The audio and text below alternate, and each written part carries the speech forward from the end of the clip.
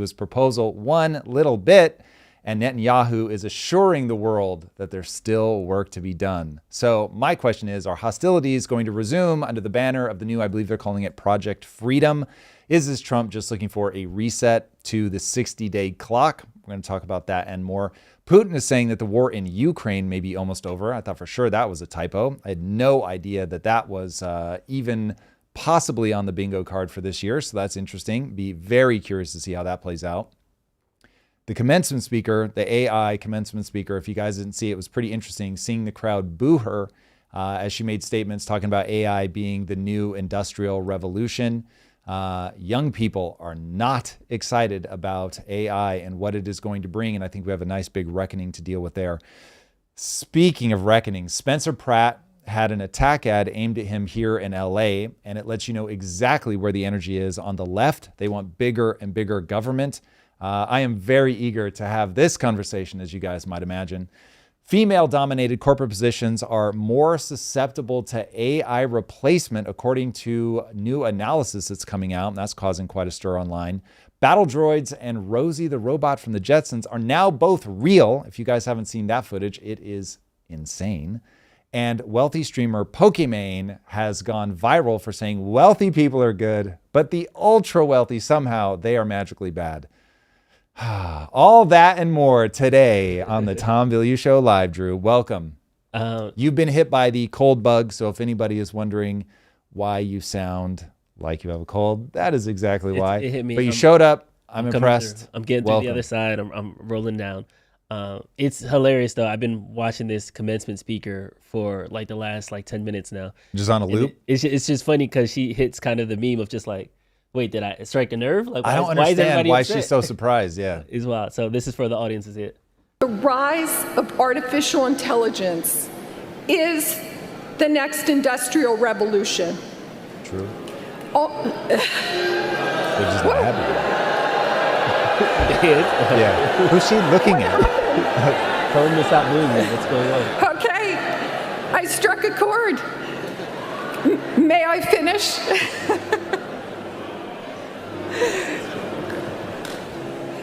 She's so uneasy only a there, man. few years ago. I hope you guys are watching it, like the finger tap on the yeah, thing. you can tell. It's like, we're trying to regroup.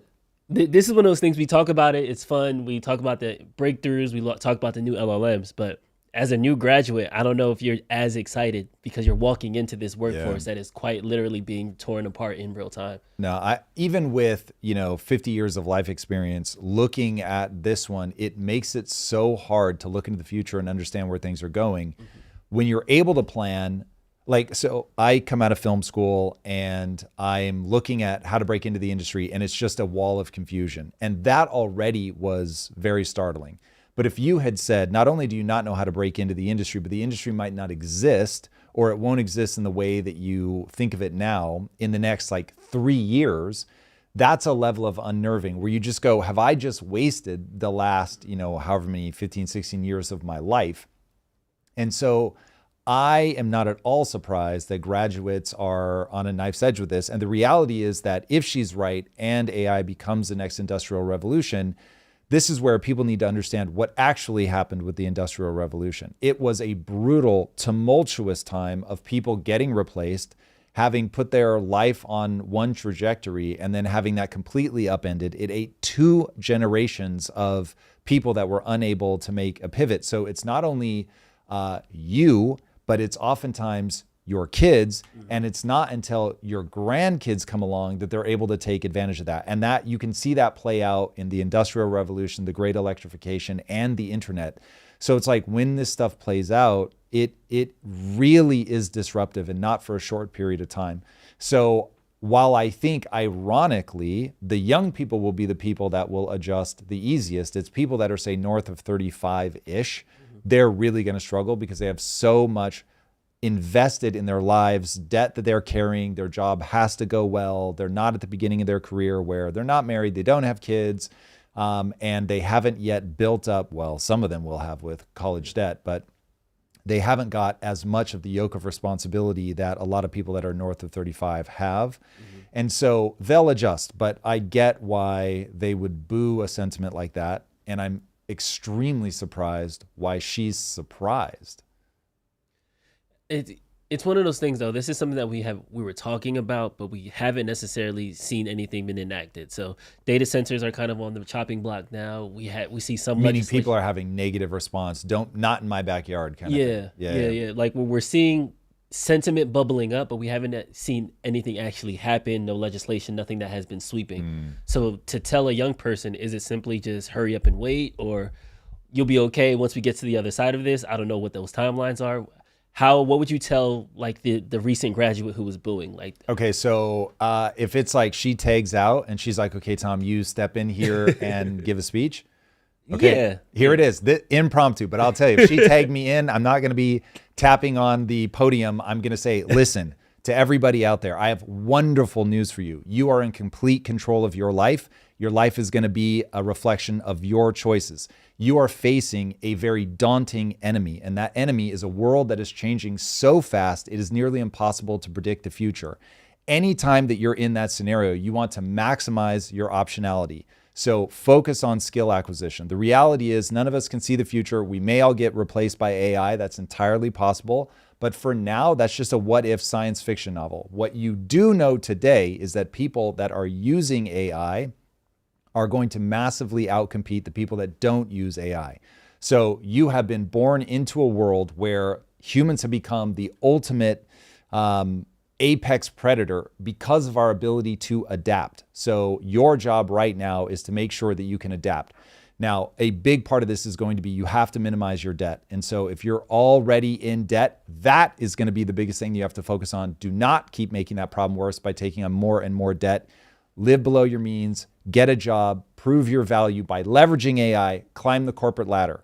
It became very apparent to me in my early 20s that you could drop me in at the bottom of any company and I could work my way up. The same is true for all of you. Do not be the person that is whining and crying about how the world is changing. Just win. The rules of the game are what the rules of the game are. Don't spend all your time trying to change the rules.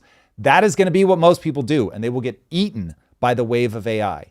You, on the other hand, my dear people sitting in this audience today, are going to retain control of your life. You're going to acquire skills like a fiend, and you're going to outperform all the old people who have gotten so calcified in their thinking that they will be easy to demolish. So go forth and prosper.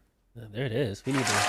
He's available for bookings, everybody. If anybody needs it in property, there it is. That's the man to do. When the audience gives you the unexpected result, you can tag me in. I got you.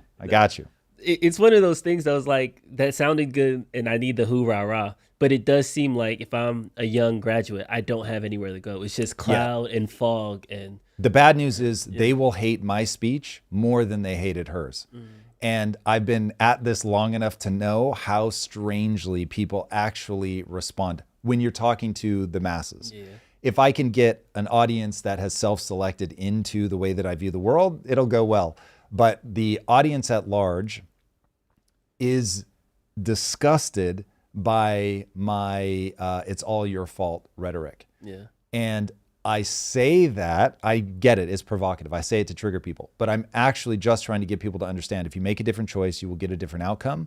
And the goal here is to figure out what things do I need to do in order to get the outcome that I want.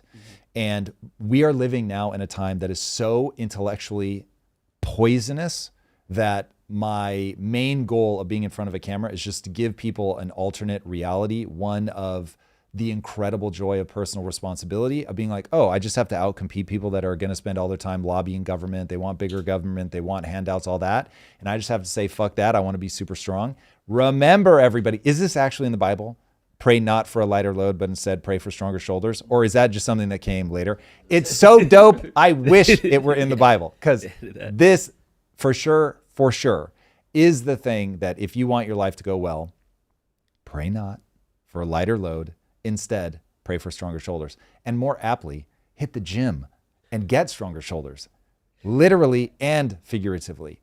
And the reality that you can outperform those around you is so startling that once you start going down that path, it's like, wait, it was really this easy? Now, you'll pay an extraordinary price of time and effort and persistence and consistency and all that, to be sure. But it starts paying off fast, man. Like, this is not something where it only pays off in 10 years or 20 years. It will start paying off immediately. So yeah, if I could get people to have a historical context on what happens when you have this kind of transformation, it is absolutely brutal for those that do not adapt. Therefore, you must adapt. What is adaptation? It means learning the skills that are relevant today. And if those skills stop being relevant in 2 weeks, then you relearn the next thing and you relearn the next thing. And even if AI really does take over and it becomes better than us at everything, you want to be the last person standing at your job or whatever. So yeah, that is the focus. Now, it's not a popular message today, but remember, I'm speaking to the 2%. That's it. That's all we can do. All right, let's jump over to our Kalshi Trade of the Week. Shout out to Kalshi. Thank you for sponsoring another live. Shout out to Kalshi. We're looking at the U.S.-Iran nuclear deal. Right now, 58% of traders think that there will have a deal done by the end, before 2027, by the end of the year.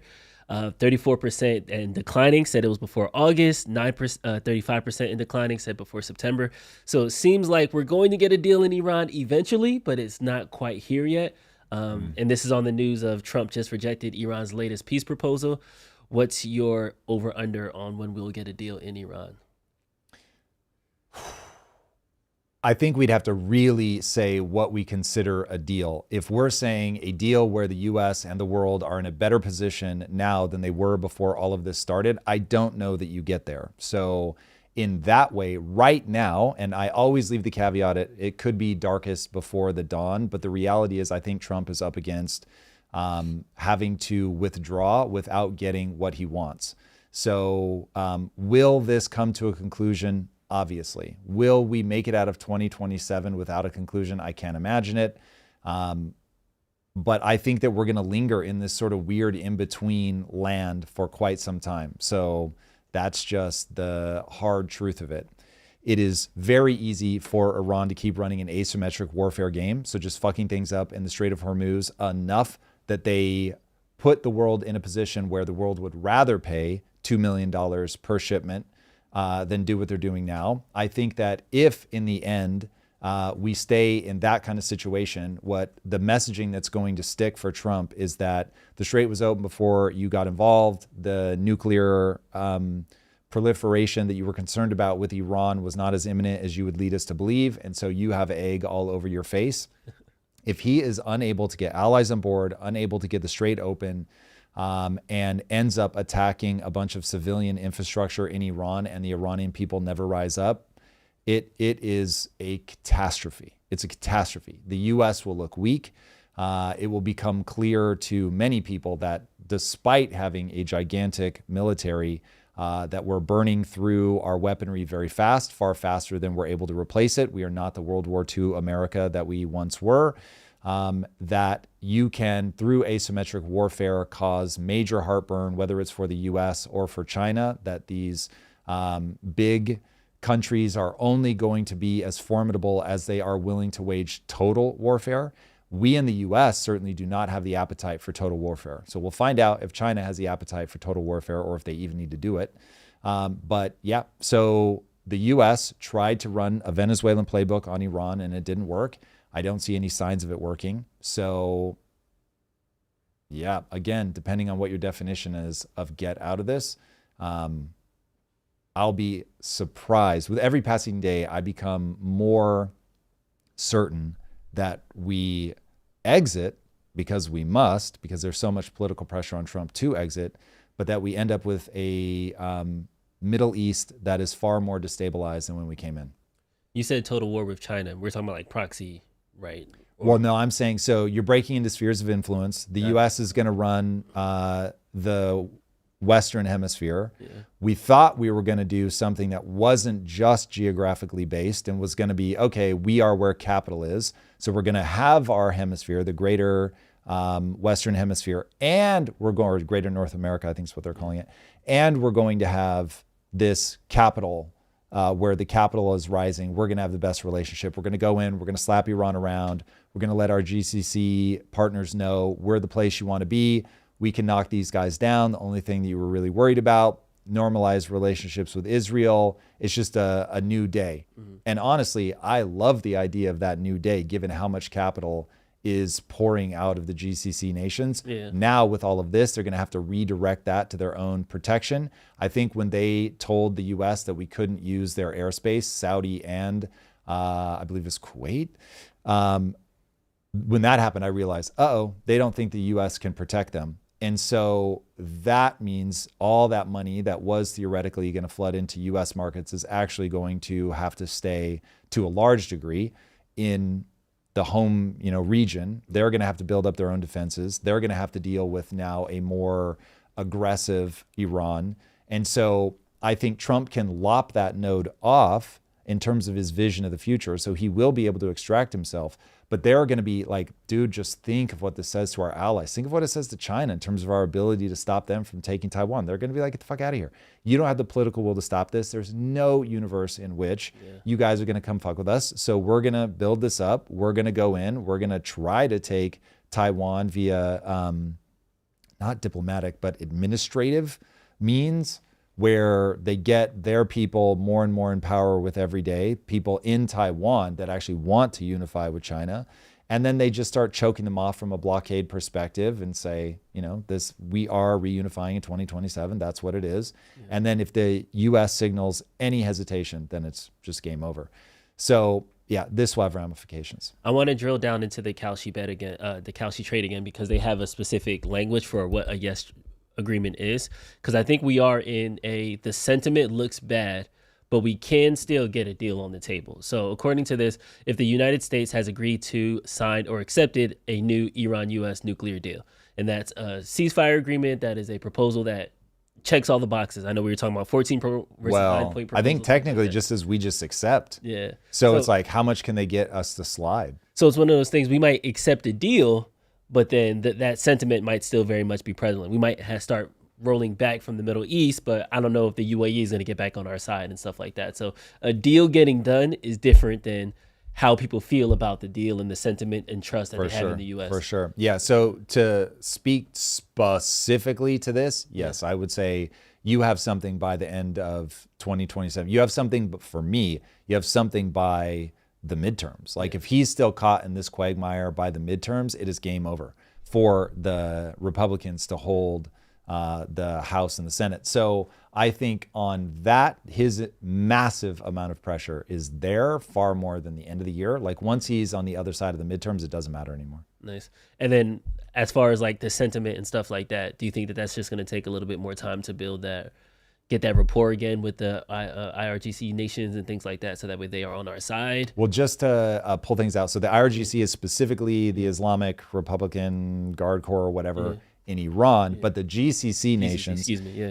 So getting the GCC nations back on our side, if this goes poorly, I don't think that happens in any, it will be decades where we'll have to see how things play out, see how they normalize, see what the US's position is. Because if that happens, let's say that this is a total shit show, it does not resolve in any way that is positive to the US, Trump loses the midterms for sure. Then you have a very long shot Republican hold of the White House in 28? So then I think that becomes, you might have a total reset at that point where maybe they could go in, but I wouldn't expect that. I don't think that's their focus for whatever reason that I don't fully understand.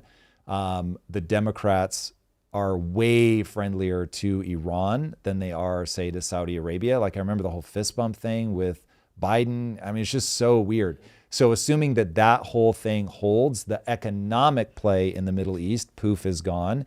And then the we have been bad to you conciliatory moves will almost certainly be made by the Democrats. So I would expect them to lift sanctions on Iran and things like that. So I think then that becomes a very different play in the Middle East. So there I'll say, I can make predictions, but I feel my crystal ball is very hazy. At that point, that one feels like a all bets are off kind of thing. And we need to see how things settle out. And if that happens, I have to imagine that we shift our focus to China pretty immediately, because Trump will want to let go of the catastrophic failure that this will have been if he can't bring it all around. Like imagine if he walks out where they're like, we're diluting some of our nuclear material so that we can only make 7 instead of 11 bombs. If he walks out with a deal like that, it will be read even by his most diehard people will propagandize for him, but even by people that had been on his team up until that point, they'll be like, nah, like this is a pretty big failure. Yeah. Let's jump over to 60 Minutes where BB sat down and talked about his perspective of what's left to do in the Iran war. Is the war with Iran over? And if it isn't, who will decide when it is? I think it accomplished a great deal, but it's not over because there's still nuclear material, enriched uranium that has to be taken out of Iran. There's still enrichment sites that have to be dismantled. There's still proxies that Iran supports. There are ballistic missiles that they still want to produce. Now, we've degraded a lot of it, but all of that is still there, and there's work to be done. How do you envision the highly enriched uranium will be removed from Iran? You go in and you take it out. With what? Special forces from Israel, special forces from the United States? Well, I'm not going to talk about military means, but the president, So a lot of chatter, whether this is real or not, a lot of chatter is saying that the whole thing where they were like, oh, one of our pilots was shot down or 2 of our pilots were shot down and they had to go in and rescue them, that was all just PR cover for a failed attempt to go in and extract the nuclear material from Isfahan. I don't know enough about like the logistics on the ground, but that seems absurd to a level that like I can't fathom. Absurd that we would try that? Or yes, okay. dude, you have, if what we have been told is real, and maybe it's not, but if what we've been told is actually real, that material is buried like deep. You don't run in with a couple shovels, dig it out in 25 minutes, jump back on your planes and take off. Like that's like excavator equipment. Like you've really got to go hard in the paint to dig that stuff out. And you're a sitting duck while you're doing it. It's not like Iran doesn't know where Isfahan is. They can just launch an attack. So if that's what happened, then I would imagine that, yes, it would make sense that failed spectacularly and that we look like absolute morons for having tried it. So when he says that, I have to believe that what he means is not that you're running special forces operations, though he had a chance to say what I'm about to say and he didn't. So take it for what it's worth. But my assumption is that would only come as either you resume like full-blown military operations, you absolutely obliterate everything, that the only thing that Iran has left is insurgents, so that they're fighting like street level, that you could create a perimeter and stop them from doing it. But as long as they can launch missiles at you, like you're not going to be able to do that. They're just going to like bomb their own site to try to get a big PR victory, if nothing else. So that one just seems silly to me. So when he says this, I'm like, yeah, I presume you mean that either this is negotiated, and so they say, fine, come in and get it, and then you go in and get it, or that you've established such total supremacy that you can just stroll in, take days and days and days, and not have to worry about getting shot. All right, let's let him land the plane. President Trump has said to me, I want to go in there. And I think it can be done physically. That's not the problem. If you have an agreement and you go in and you take it out, why not? That's the best way. So there, he did. What say if there it isn't that. an agreement? So yeah, Can it be taken out by force? Well, you're going to ask me these questions. I'm going to dodge them because I'm not going to talk about our military possibilities, plans, or anything of the kind. And I'm just trying to get at how long is it going to take to achieve that aim? I'm not going to give a timetable to it, but I'm going to say that's a terrifically important mission. So this 4-week war is getting a little bit longer. Yeah, a little bit longer. Just a little. So if you guys think you have a better read on what's happening, make sure you go check out Kalshi. Use the code IMPACT and you get $10 off your own trade. Let's go. Don't make this money on this war. You might as well. We have to talk about the insider trading too of Trump, because they are doing reports that allegedly right now, conservative estimates is it's a 3x net worth gain since he entered into office to where he is now. So would you put that? I wouldn't put that in the insider trading camp. I would say probably just outright corruption. Not that insider trading is not corruption, but this gets into like the Trump phone and the crypto stuff. Like they're going to be investigating this until the end of time, and rightfully so. All of our politicians need to be held to account. This kind of stuff is super gross.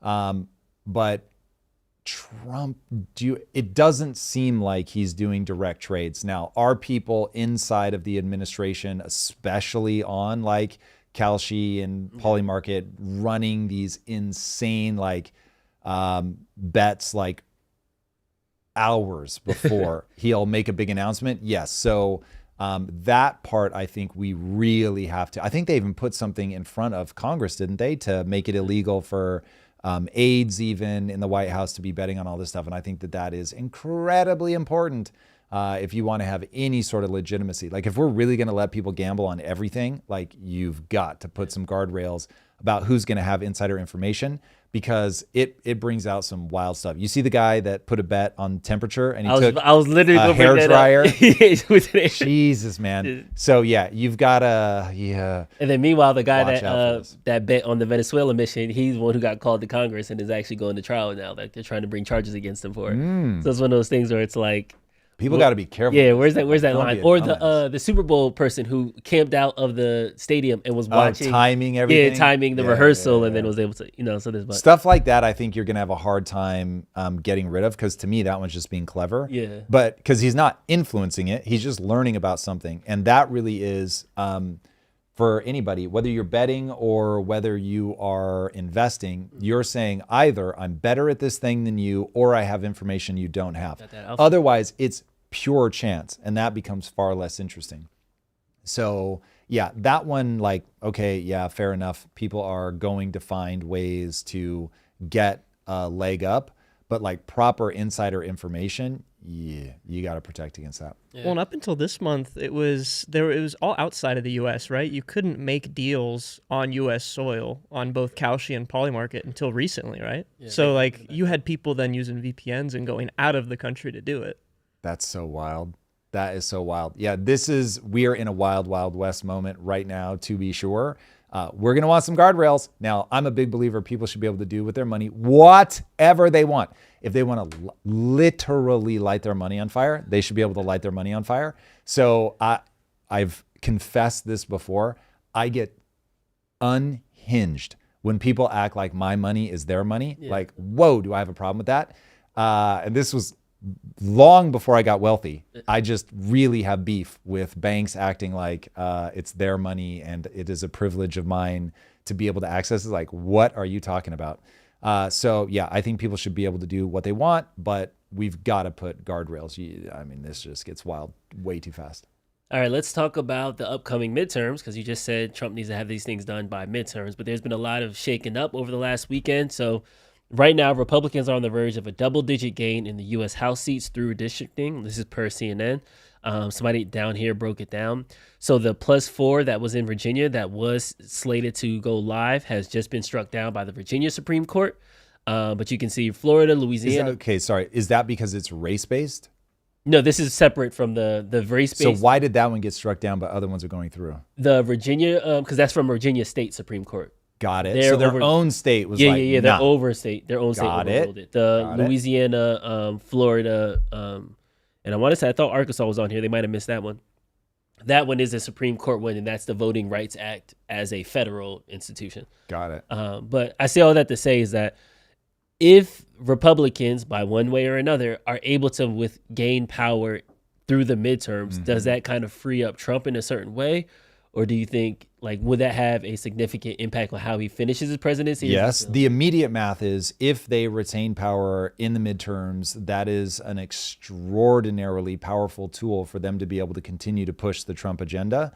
If they're able to get a big enough margin that you have enough loyal soldiers that you can just ram your legislation through, they'd be in a much better position than him doing everything through executive order. So yes, that would be extremely consequential. Now, I beseech America you want to do everything via a policy where you are blind to what the outcome is going to be when you do it. And so gerrymandering is a terrible idea. It does not matter if it briefly advantages you, it will be used against you on a long enough timeline. You want a system where it is just as even keel as it can possibly be across all states. And we've got to get out of this mentality of populism, of our side is right and just and the other side is wrong and bad and they're going to break the country. Instead, you've got to take everything policy by policy. If somebody on the opposite aisle has a policy that is going to put a very fine point on it, help the middle class thrive, then we want to lean into those policies. If your team has a policy that is going to hurt the middle class, then we want to avoid those policies. Like, we've really got to find a way to think about what the outcomes of the policies are, instead of just like, is this my team? Yes, cool, I want it. Is it my team? No, then I don't want it, without thinking about the cause and effect. Man, that one really, really is rough. Now, of course, we're all going to disagree on exactly what is going to help the middle class thrive, and I'm happy to have the debate there. And if we can just get everybody on board with, when you have that thriving middle class, when people can get wealthy and they can also get poor, that you're in a good position, that you have high mobility between classes, yay. Then we can actually start talking about what policies are actually going to get us there. We've got 250 years of history to look at policies just in this country. We can also go out to other countries, look at what are the historical knock-on effects of one policy or another, but we're just not doing that. Everybody are in their fields. This is all emotional. We're going to talk about this with the AI affecting women more than it affects men. And it's like, we're in such a female-coded, like, legislative approach right now, where we just want everything to be equal. We want everything to be fair. It's, even if you map it as coming from a place of compassion, it is so divorced from the reality of cause and effect that we are paving the road to hell as fast as we can. And so we are going to have to come to some agreements about what we're trying to achieve, and then literally just look at the data. So yeah, I feel like I got an uphill battle with convincing people of that, but nonetheless. And it's only going to get worse too, because right now we're in the middle of election season. So it's governors and mayors and state. I just got the voting infographic of like, hey, these are the new ballot initiatives that we're sending over. Are you okay with this 2% tax raise? Are you okay with this? Are you okay with that? So there's going to be a lot more of information, and this stuff is coming through. So I think your point of making it a policy individual, like separate from partisanship, I think is what we should be doing. But, you know, political ads are going to political ad. So political ads are definitely going to political ad, and everybody's going to slide onto a team. But it is, how do you break out of this? So while I was on my trip, I decided, all right, like, there's got to be somebody that presents a path forward that isn't only gnashing of the teeth and lamentations about all the things that are going wrong, which is fun, and I will keep doing it. But it can't be the only thing. You've really got to paint a picture, a go forward strategy. And the problem is, as each of these policies go, they are more and more problematic. And so we've somehow got to get people to balance the budget. There was recently, I think it was a billionaire, somebody was like, I'm backing Thomas Massie for president. I'm forgetting now who. And I thought, my initial reaction was like, I don't know if he has like a shot, but at the same time, like, that might need to be, given that he's the only person wearing the pin about the debt, that might be the person that, until I see other policies, that just default have to give backing to. So that, like, changing the conversation as we start moving forward onto somebody who is talking about fiscal responsibility, I think is going to be very, very important. We've really got to make that the conversation. But to get there, we have to get people to understand, like, it'll be a very simplified version of the economy, but we've really got to get people on board with that. Anyway, and then the next part of this is getting people to understand that the things that sound fair end up being very unfair in the actual, like, implication. Yeah.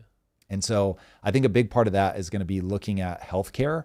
I want to do a deep dive across, and I've started doing it behind the scenes, but looking at, okay, my thing is, because I don't need my current thinking to be right, I just want to find the right answer. Like, doing an audit, okay, who's winning out there? Like, who has a better setup? And what are we all aiming at? And as a country, do we agree with that anymore? And so we'll have to start there. Like, what as America do we want to do? So if we're going to compare ourselves to, like, Denmark, for instance, well, what's Denmark aiming at? Are we aiming at the same thing? So it's going to be it's going to taking a very complex cloud of things that people are arguing about, narrowing them down to like 3 to 5 things, and just saying, okay, as a country, here are 3 to 5 things. And then now let's debate about how we get there. But nobody's just articulating the very specifics of what are we actually trying to achieve. We're going to jump there on the other side of our super chats and stuff like that, because I definitely want to break down. I think there's 3 proposals we have here. The first is the Seattle rent control thing, the California free diaper giveaway, some of Spencer Pratt's initiatives that he's been doing that. So we'll do that at the bottom of the hour. But last thing, from an international standpoint, Putin, in good news, says he thinks the Ukraine conflict is coming to an end. So Russia had Victory Day this weekend. That's their parade celebrating World War II. And during the press conference, he said that he sees the Ukraine conflict winding down. So this seems like this is good news. There was a U.S.-led ceasefire over the weekend. There was some prisoner swaps. So directionally, it seems like this is something that we would want to see more of, right? Yeah, anytime that you can bring a conflict to close where people are losing their life is a very good thing. Now, I don't know enough about the specifics here to know if this is Putin capitulating, which is how I read it. As far as I know, they've been in a stalemate for a very long time. So I think this is Putin just taking an off-ramp. Hey, great. I love it. Whatever we can get. But I don't see this as the Ukraine has actually reclaimed their territory, which would be my fantasy. To obviously a sovereign nation. If those people really want to be a part of Russia, let them vote to get that. So seeing Russia, 4 years ago, reinstigate this engine of, whether we think we have a reason or not, because I totally buy into the provocation theory that NATO just kept walking up closer and closer and closer to his door. I totally buy that. But at the same time, still don't want to see a sovereign nation be invaded. So it would be wonderful to see the hostilities end, but it still will be distressing if he has been able to take part of Ukraine's territory. And I have not heard anything to the contrary. So this feels like, okay, this is a frozen conflict.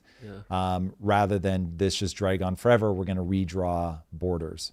And so then is it a question of he's just going to go back, regroup, and then launch another offensive moving forward? I don't know. We'll see. I need to do a lot more research there. But this one doesn't just feel like unmitigated celebration. It is great. If it ends the killing, I'm all for it. Yay, total support. But it is sad moving into the era that we're moving into where countries are once again invading their neighbors because they can. And it is one of those things where ever since, I think Kiev or Crimea was the last one. And since then it was just like, okay, there hasn't been any more advances, but those territories are still now under Russian control. And it's been almost a year now at that point. So it is one of those things where, do you just brush your hands off if you're Zelensky and just call your losses and say, hey, we have 80% of our territory still. Let's just double down on that 80 and give up this 20? Or you have to do the calculus. Your country is frozen in time, first of all. Like, even if you're not losing, like if you've been able to reach a stalemate, even if you're not losing, you are unable to get your economy going again. There's a level of stress that's going to be playing out within your country. And man, you start pushing that into as many years as they're in now, and that can set you back an entire generation. So they've really got to be careful. And I can't imagine how many working age young men they've lost to this. Yeah. So not only do you lose a generation economically, but if you don't even have the people to start spinning that engine back up, that can have massive consequences. I mean, look at what happened to Europe. They go from being the dominant global power in the world. After World War I and World War II, it's like their level of subservience to the US and Russia became extraordinary because they just got absolutely obliterated. And so they sort of gave up in many ways, or lost their ability to be a major player. Certainly as individuals, just that ended. As an aggregate, they remain they have rebuilt to being economically powerful, though they are desperately trying to squander that now. But certainly Ukraine does not want to find themselves in that position. So he's got to be running the calculus. What does it look like to get out of this? How do we stop the loss of life? How do we translate our military knowledge? Because now Russia and Ukraine are the two most knowledgeable for modern warfare on the planet, which whether they translate that into becoming weapons manufacturers or training other countries or leveraging the knowledge to get better deals, they've got something to their advantage if they can end the war. But if they can't end the war, man, it just, one, you always run the risk if somebody does punch through and now you've got a bigger problem on your hands. So they've got to be feeling the weight of that. So yes, it isn't that you just like, oh, it's no big deal. This would be massive. It would require a change of their constitution, I believe, for them to let go of the territory. But nonetheless, man, the way that war works is eventually you either have a total victory where one side literally has just killed so many people, they are so dominant that they can tell you to do whatever the hell they want. Or everybody gets so fatigued and they've lost so much that they're just not willing to keep fighting anymore. And it's very possible both sides have reached that point now. Over 2,500 killed, 12,000 plus injured, a 31% increase from 2024. If I was Ukraine, 2,500? There's no way it's that low. And just in 2020, well, this is 2025 according to AI. Civilian deaths. Because I was just thinking, because I remember Trump was talking about how. Wait. For Ukraine reached an estimated 500,000 to 600,000 by late 2025. Yeah. So deaths are in the six figures for sure. Yeah, the numbers have to be pretty large. And I think the total death count is north of 1 million between Ukraine and Russia. Yeah, that's just Ukraine. That's civilian. Yeah, these were deaths. civilian deaths. Yeah. Got it. Yeah. I was going to say the combatant death rate is way higher than that. So even if anything, saving 600,000 lives and not having 2,500 more people die, it seems like that will just be a good off-ramp. I know we're up in arms over the Iran war and we lost 13 people on paper. You know, maybe that number's a little higher or not, but I can only imagine 500 to 600,000 casualties. That changes the attitude of a country very fast. Yes, especially if you've gotten now to a static war. It's one thing if they're still pushing in, they're still gaining territory. It feels existential. It's another where you've lived for 4 years with them holding the territory. You've kind of gotten used to it. So at some point it becomes easier. It's certainly not easy, but it becomes easier to broker a deal. Yeah, we'll see. I really was surprised to hear that announcement. It just shows that Iran has been sucking all the oxygen out of the room in terms of what people are paying attention to. I still say that China is the only thing anybody really needs to be thinking about if you're in the U.S. But anytime that you can spare human life. But going to the China of it all, do we really have any say with the Taiwan invasion? Because I feel like Iran has taught us we're not as untouchable militarily as we thought we were. So do we really want to play that game with China? I think China has a free lane to Taiwan. I don't know if we get in the way. It's one of those that right now today, that would be a really hard decision to make about how involved you get, because much of our modern way of life is still contingent on getting chips out of Taiwan. And so if China were to take it today and decide, hey, we now have it and we're going to choke you out, that's a very, very difficult position. We would be giving up a lot of leverage against China at a time where we're clearly trying to do things to increase our leverage. So that one is, I don't think it would be as simple as the US just going, all right, listen, spheres of influence, Taiwan, go ahead and take it. We got it. We're not coming over. I think there would be a lot of posturing. I think that it would escalate. I think we would send a ton of military hardware if they don't move while we're still overextended in Iran, of course. So that one becomes, I think that there would be a pretty big standoff, but I don't think America doesn't have the appetite to see like boots on the ground in Taiwan. No way. And especially because we've already started deploying as fast as we can chip manufacturing here in the US. I would be very surprised if we did anything more than exchange rocket fire. But I don't know, even that, because our economies are so intertwined. There's so many suppliers that get their stuff from China. I feel like if China were to be like, oh, you guys want to you want to push back on this? Okay, supply chain off. And I feel like that would be enough. From a drone perspective, they could certainly do that. Do they have a strong enough chokehold on the rare earth minerals that we need to build our other stockpiles? It would be tough. I don't know. I'm even talking about consumer goods and like how we were kind of choked out in 2020. Yeah, but keep in mind that right now, China doesn't buy their own goods. If America doesn't buy them, then they collapse economically. So there is like, if you imagine us both holding the other person by the nuts, you're in the right image. Like this is a standoff. It's not like China has all the leverage and we have none. It's like you squeeze mine, I'm going to squeeze yours. So why don't we both chill the fuck out? So that's why it's like, it's going to be interesting to see where this goes, because China's made it very clear that by 2027 that they're going to reunify. And I think part of the reason that they've broadcast that is to let the US know, get yourself in a position where you're not incentivized to come in militarily, because this is going to happen. You know that we're militarily dominant in the region. You guys are going to have a much harder time projecting power here than we will. So just be ready, like build your chip fabs on ground, or work out a much better relationship with us. We have obviously not chosen to build a much better relationship with China, though we'll see what comes out of the meeting. But that one feels like it would go economic long before it goes kinetic. I'm sure China is well aware, based on what's just happened in Iran, that the U.S. has lost a lot of confidence in its ability to defend a locale that is not local to them. Yeah. So I'm sure they will use that to their advantage. But as of right now today, we couldn't just be like, okay. Yeah. We'll see. China's making a move. And China and Trump are, Xi and Trump are meeting this week. So we'll see if anything comes out of that meeting and what those ramifications will be. Yes. And you may be wanting to move on, but I'll say one quick button here.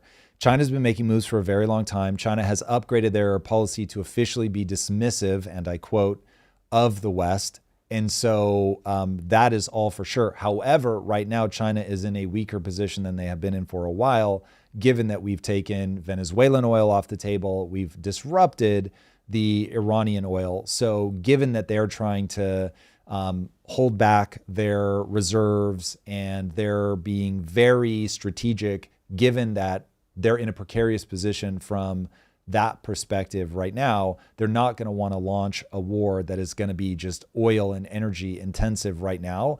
And so Washington knows they've got a bit of time. Also, China right now is not in their strongest economic situation. When they had basically their equivalent of the 2008 great financial crisis, it's like they're still dealing with that. So they're like, Xi's been purging his military. They're not in a super ready position. Now, part of why he's purging the military might be to get ready to have a pure loyalist military in 2027, but they're not, famous last words, but I can't fathom them making a move right now for those reasons. I think he has to shore up stability in the military from a personnel perspective.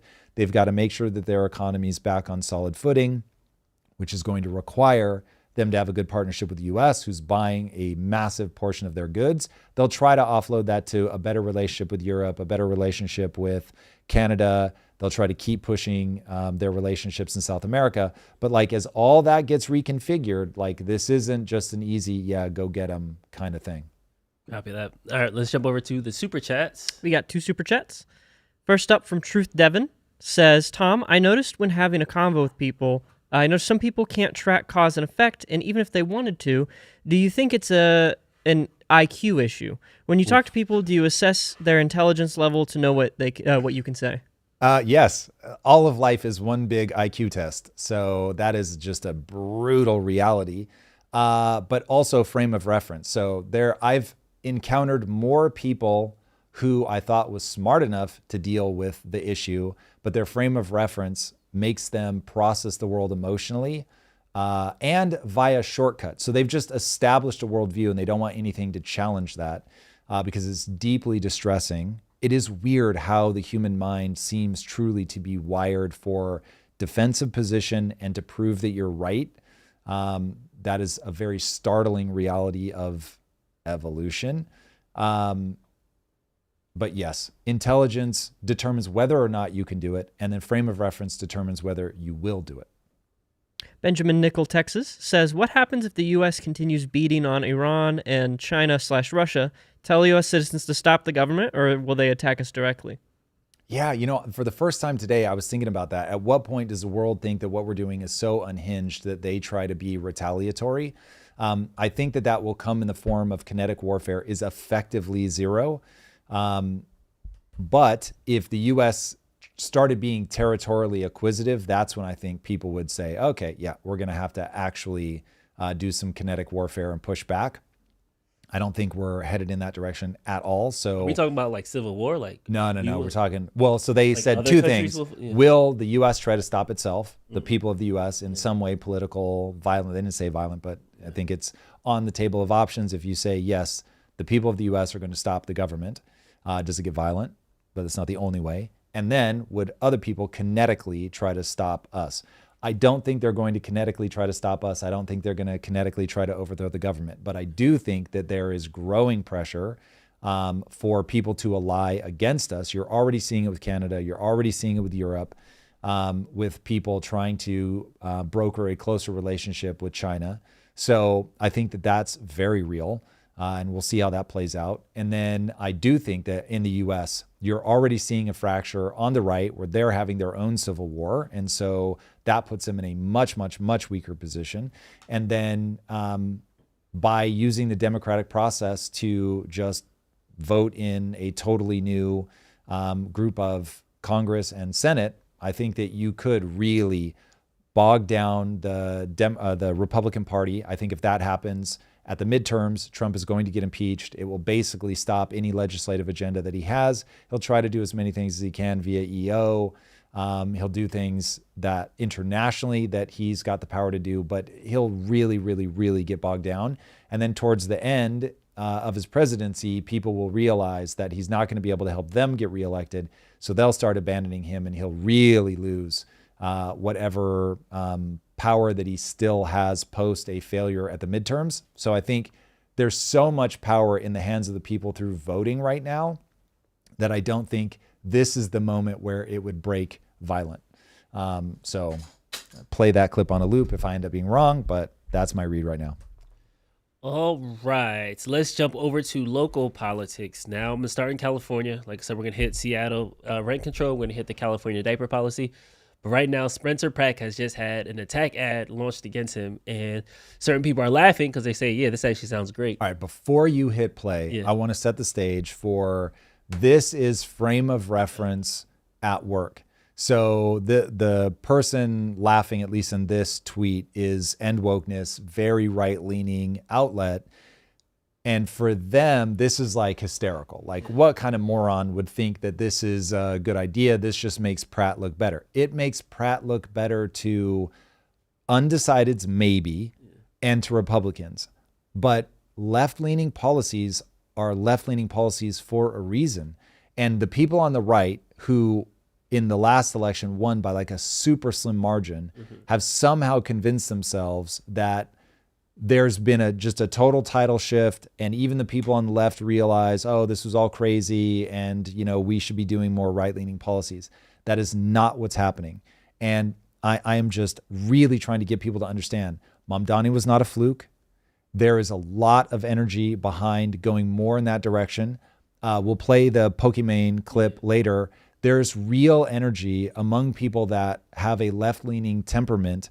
Even when they're making money, they have no sense of like, oh, these things that I'm spouting get me killed first. As a reminder, both in Cuba and in Iran, the left-leaning people that got them elected then got killed because they're like, you were super useful, but now we can't have that. Like, you guys want equality and all that shit. Like, that's not what's on offer.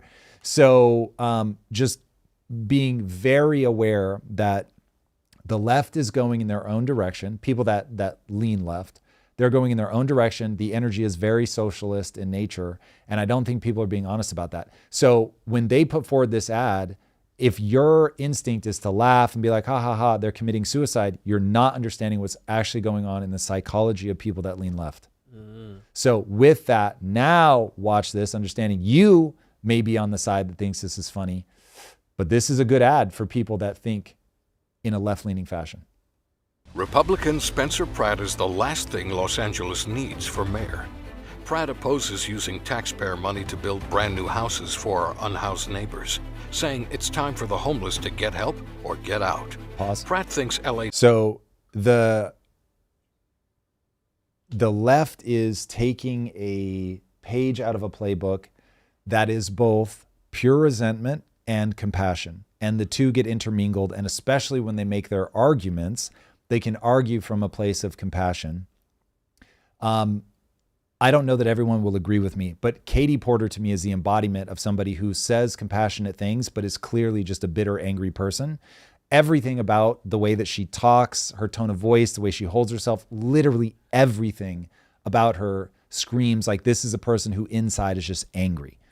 And so when I look at that, they want to build free houses for homeless people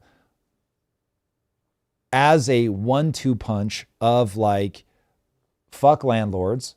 Like, these are people, like, housing is a right. You're going to hear more people say that. They may even say that here, but I've certainly heard that out of many left-leaning politicians, that housing is a right, which is absurd. That's insanity.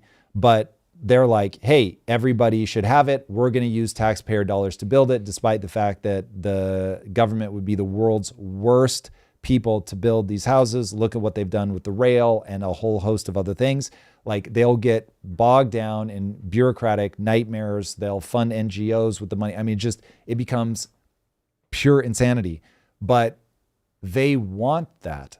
So when they hear Pratt doesn't want to build houses for the homeless, they don't think, oh my God, thankfully somebody's being fiscally responsible. They think he's an asshole. Like, what kind of tyrannical monster would side with the quote unquote landlords that want to charge you money for housing? Like, that's crazy. That's what they're going to hear. Let's keep it going. It needs thousands more police officers rather than more social workers. And Republican Spencer Pratt. Okay, pause. So same idea here. Police officers are tyrants. Instead of social workers. Yeah. Right. Police officers are tyrants. Social workers are kind and loving. And we don't want to put more people in prison. Prison is, you know, just a brutal place that doesn't do any good for anybody.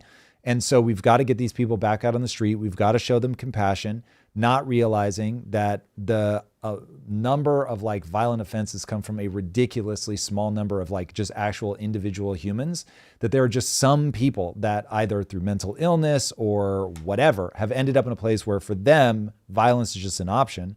And so you're getting now more of these, like there was a guy recently who refused to press charges on a guy, and then like some matter of months later goes and kills somebody else.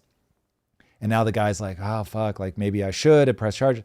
So it's one of those where if you are trying to respond to a violent outburst with the part of you that is devastated, as I am, by the way, that somebody has ended up in this position either because they were, I mean, take drug and alcohol impacted at birth, right? I mean, just you're setting somebody up for failure. If you're raised in a broken home, if you're abused, like all of these things break the human psyche and they set you up to do horrific things down the road. And like, that's rough, man. They did not do anything to deserve to be in that position. But nonetheless, like when they roll up and the person is having a mental health crisis and they're putting other people in jeopardy, you have to physically restrain them. You can't show up and be like, listen, everything's going to be okay. Like that ship sailed a long time ago.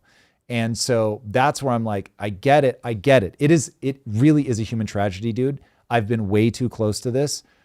When you see somebody who was broken in childhood for whatever reason, we were talking about IQ earlier. No one has earned their IQ. Nobody.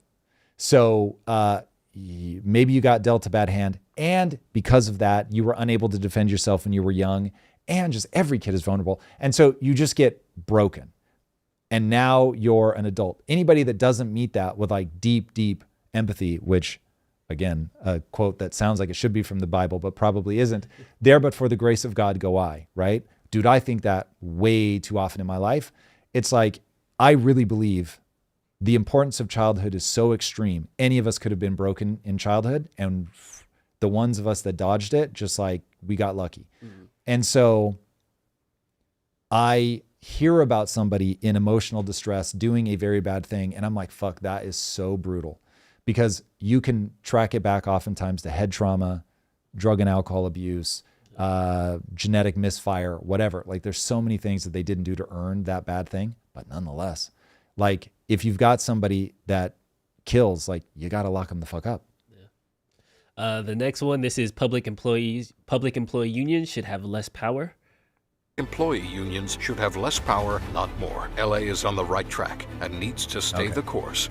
Vote no on Republicans. LA is on the right track. That is crazy. As somebody that's lived here now for like 32, 33 years, I assure you LA is on the wrong track, as evidenced by increasing homeless populations, encampments everywhere, open drug addiction, like gnarly. The number of taxpayers that are fleeing, bad. So we just have less money to deal with things. Now, the thing in that I expect people to have a knee-jerk reaction to is that the union should have more power. And I think they're going to find it weird, the thought of, wait, why wouldn't we want workers to have more power? The reality is that unions have like almost no correlation with employee power in terms of being able to actually get your wages up. Globalism, like when you chart that has decimated workers' ability to increase pay over time. Unions had like something like a 2% correlation. It was very, very low. So getting people to understand what ends up playing out with unions is that they end up basically being able to hold people hostage, the politicians, because they can vote as a block. And so now they're saying, we want to get these policies, which as you can imagine will be good for them. There's also a lot of feedback loops where it's like, hey, dear politician, if you help us get this money secure from an NGO or whatever, then, or government grants or government contracts, will then feed back into your campaign. So that gets very incestuous on both sides. So don't think anybody's clean here. But looking at that, what ends up happening is, just like regulatory capture, the unions are not voting for the things that are going to be best for the consumer or for the business. They're voting things that are best for the union. Yeah. And so when you look at education, it's going to give the union more power. Exactly. So we end up spending more per student than basically anywhere else on earth, and we're middle of the pack in terms of results. So to me, that is a catastrophe, and it shows you that throwing money at the problem, strengthening the union, neither of those things help. And so you want to put yourself in a position where people can be fired, that they're held accountable to results. But we just, as a society, roughly 50% of people have completely abandoned that notion. And so we're constantly in this super precarious position where you've got a body that is able to get itself more and more power to help politicians get elected. They yield worse and worse results. And go back to that image for me. I have a growing hypothesis that I fully understand is going to be very unpopular, but I have a growing hypothesis that unions, especially in education, that whole mentality of collectivism, we've got to get what's quote unquote right. I need to see the image though. And this is pure anecdote, and I have no idea that this is going to end up being true. But if you had said, Tom, I'm about to show you a picture of a union, do you expect to see more men or women? I would default say you're going to expect to see more women. And I really think that part of what makes women so powerful from an evolutionary perspective is this desire to caretake, to look after people, to make sure people are okay, to connect with humans, to think more about humans. That's super necessary. You need that, but it has to be in dynamic tension with personal responsibility, male like ambition and aggression, like all of those things. They have to like hold each other accountable. And when they don't, things get out of balance. And so there's that woman, Helen Helen Andrews, the feminization of society. Yes, yeah. If that's her name, yeah. Talking a lot about this issue, and I think it's really potent. And she's like, things broke, quote unquote, woke when women started making up the majority of that given role. And so this is one of those, I will beat to death the drum. Women are incredible. Lisa's one of the best business partners I've ever, I mean, literally, my wife is up there in the top echelon of, and I've worked with incredible people. Being a woman just has had no impact in terms of her ability to perform as an entrepreneur. It's incredible. Yeah. So, and we have a host of females here at Impact Theory that are incredible. I had a host back at Quest, incredible. However, without that dynamic tension, you end up in a problem. And so that's where I think we're going to see more and more of this.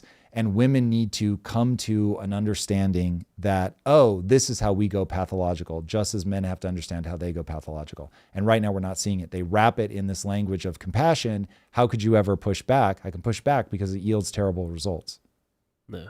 And I want to kind of ground us for a second, because you started this at the beginning saying that this is a slant toward depending on what part of the partisan side they're leaning towards. So right now we're talking about the LA mayor race, but I'm saying right now this is going to be in Ohio, this is going to be in Florida, this is going to be in Texas. So while we're breaking down this specific entity, I think the same guidelines that you're pushing should be applied to wherever our viewers are listening from and whatever political ads they're going to see in their YouTube TV shows that's going to be coming increasingly frequent over the next couple months. So this is the groundwork that you're setting out, but this is also kind of a cause and effect breakdown, if you will give me that generosity, of how to approach these ads when they're saying these claims and when they're saying certain things. Yes, that's all true. The reason that I wanted to talk about this specifically is that I think in California, they think that people on the right think that, oh my God, Spencer Pratt's got this on lock. Like his ads are incredible. And I am admittedly optimistic. And I certainly, as of right now, he's the only candidate that I would ever consider putting any energy behind. However, I think it is a mistake to think that there is a huge swath of independents that are swayable. I think we're a one-party state for a reason. We have been a one-party state for a very long time. And there's actually a name for this, but I forget. It was based on a Boston politician who basically ran the city more or less into the ground to get people to leave that didn't want to be a part of his policies.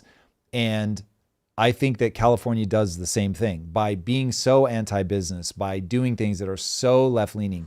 People on the right, like myself, go, okay, am I really going to try to get people over the hump in terms of looking at cause and effect, or do I just go, I got to get the fuck out of here? Yeah. And so more and more people leave, making the state more and more one party. And that is the thing I really want to call attention to. It's like no one should want a one party state, a one party country. Like that's how you really get yourself in trouble. And I see people increasingly calling for that. So yeah, that would be I feel like on you either put side something terrible. up on the sheet too. People vote with their feet. Like Yes. And it creates good and bad things. So you can go somewhere where the policies that you want to see enacted then get enacted and you get to run that experiment. But it's bad in that you end up getting, instead of these like really mixed places where it's all about persuading the persuadable, doing something that works for the vast majority of the people, regardless of whether they're left-leaning or right-leaning, that to me is way better. Because remember, I'm coming at this from an evolutionary perspective, where what I'm saying is evolution had to get us to be able to cooperate in these really large groups, like massive, tens of millions of people, hundreds of millions when you go to the country level, to be able to cooperate together. And the solution that it came up with is basically the left-right divide, as we call it, male-female divide, which breaks similarly-ish along the left-right divide, and religion, so that we can have this meta value system that can be communicated very rapidly. So I'm saying we need those two things. You will function at your best. So I look at Florida and I'm like, well, you guys are just gonna, if you keep going and you get more and more right, then you're going to start having a pathological problem on that side. As California gets more and more left, you're going to start being pathological on that side. And so it's like, moments of populism are problematic. Like populism is in and of itself a pathological state of being. Yeah. All right, let's keep it going with the different policy initiatives. We have Pramila Jayapal. She's a congresswoman running in Washington. This is her tweet. Seattle as one of the worst housing crises in the country. I see it every time I'm home in my district. People working full-time jobs who can't afford rent. Teachers, nurses, and transit workers who can't live in the city they serve. Families on housing assistance waiting lists that have been frozen for years. This is a policy failure, not an inevitability. We built this crisis by choosing developers over people. We can choose differently. Housing is a human right. We fight for it like no one. He's talked about the housing is a human right thing. And then in response to that, Caleb Hammer, let's go to the wide real quick, G. He retweeted it, and then actually, I literally just closed that tab out. You're killing me right now on the live, guys. You're killing me.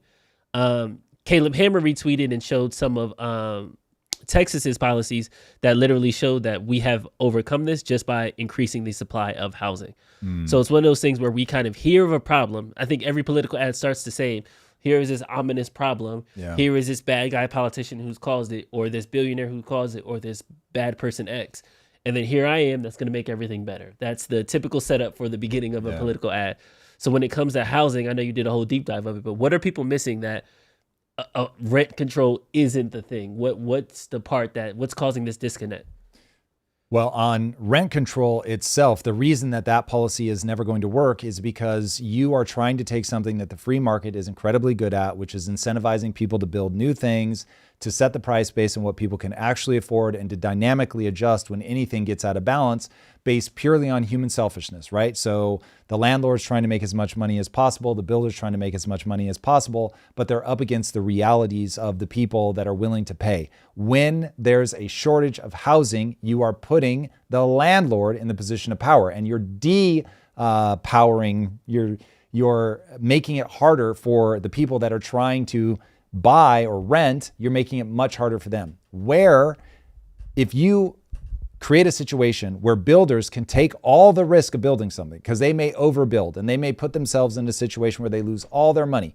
But if they don't build, then they don't have a job. So these guys are trying to walk that line. When you leverage that, when you have the ability to tap into the selfishness of humans trying to do something awesome with their lives, trying to be ambitious and build something cool, and they will realize very quickly, if I build something better than my competitors, I'm more likely to get people into my house. So the most selfish thing they can do aligns with the selfish desires of the person trying to rent or buy. And now you're in a great position because selfish desires are aligned. When the government tries to be a nanny state, do it from the top down, they end up breaking it because, and this is the part, no matter how many times I say this, people just, it doesn't click, and I don't know what else to say. The reason this all breaks down is because you, dear viewer, you, your mom, your dad, your friends, none of you will work for free. And because you won't work for free, a house, a building, an apartment complex, those are all businesses, and you're expecting somebody to do the upkeep. But the person that you want to do the upkeep, they have to pay somebody to come in and fix the thing. But that person won't work for free. And the person making the PVC pipe that the plumber is going to go buy at the store, they won't work for free. And the person at the store won't work for free. And so what we say is there's no universe in which a government employee, really think about government employees for a second. There's no universe in which the government employee is going to be able to price everything to take into consideration how rapidly all of those prices are moving, because who knows, something happens like right now in Iran with oil. Oil affects the price of plastic. PVC is made from plastic. So now a plumber's job is being impacted by the cost of the PVC for them to do the job. All of that stuff, there's no way for a politician to know. So when they say that apartment can only cost this much, then the landlord goes, whoa, I don't want to own this building. Then the builder goes, I don't want to build any buildings. A, there's so much red tape. And B, even if I get this built, who's going to buy it? Because I'm trying to sell it to people that want to be landlords who know that they can make money, but the landlords can't make money because the politicians are convinced that they know how to set prices. It is absurd in the extreme, but people, because they're not looking at cause and effect, don't understand why things can't be free. And the reason things can't be free is no one will work for free. So we are all the collective problem. The second we're willing to work for free and just, yeah, of course, I'll go do that thing. And by the way, not only work for free, but work on what the government official tells us to work on for free. So now you might be doing a job where you don't enjoy that thing, tough shit. You've got to go do it for free because we've got to offer the free housing. And that's what the free housing is going to require. And it's like screaming into the void to get people to understand this is mappable. You can know why we have to set this over to the free market. We can know why a policy will have a negative impact, why it makes the amount of available housing go down the more you try to control rents. Like, this is all knowable. It's easy to explain. And yet people just keep banging their heads against this absolutely asinine policy of trying to make this stuff free. Yeah, I finally got those graphics up, which prove exactly your point. So if you can see on the left, before rent control, this were the amount of permits, building permits by a quarter. Once rent control was instituted, the amount of housing supply dropped down. Less people were dramatically drops. We go to Austin in 2022 at the height of the pandemic. They kind of opened up their housing market. Anybody could build wherever, whenever. And as you can see, since then, it kind of dropped down. If you're not looking at Significantly. extreme, it is a cliff. Now, I don't know if some of that is projected or if that's all real, but that is a cliff, man. Yeah. So basically, if you leave it to the free market, they will see, oh, there's constrained supply because people flooded into Austin during COVID. That constrained supply, prices skyrocketed. Selfish builders, remember, you want them to be selfish, then aligned their selfish desires with the selfish desires of the people trying to rent and buy and said, we're going to make a bunch more because I, as the builder, think I'm going to get wealthy. And then that's going to be great for you because that's going to drive the cost down. And lo and behold, it actually does drive the cost down because all of those builders making their individual decisions, not doing it up at the level of the government where they're never going to have the level of visibility that they need. They just get to be entrepreneurial and they get to try something and say, I think I can do this better. I can build something. I'm reading the market right. And we get to harness that energy and it brings costs down. It is, look, I get it. If you're not entrepreneurial minded and you're stuck at a job and you watch somebody who is become a landlord and they build all this incredible housing and it's selling like hotcakes and you're looking at that and you're getting angry because they're pulling away from you, I get why you get frustrated. But if you then go to the government and you say, fuck these assholes, like you've got to curb that. It's gross what they're charging. Guess who ends up stepping in to help write those laws? It's going to be somebody that's advantaged by those laws. It may or may not be the landlords themselves, but it's going to be somebody. It's going to be,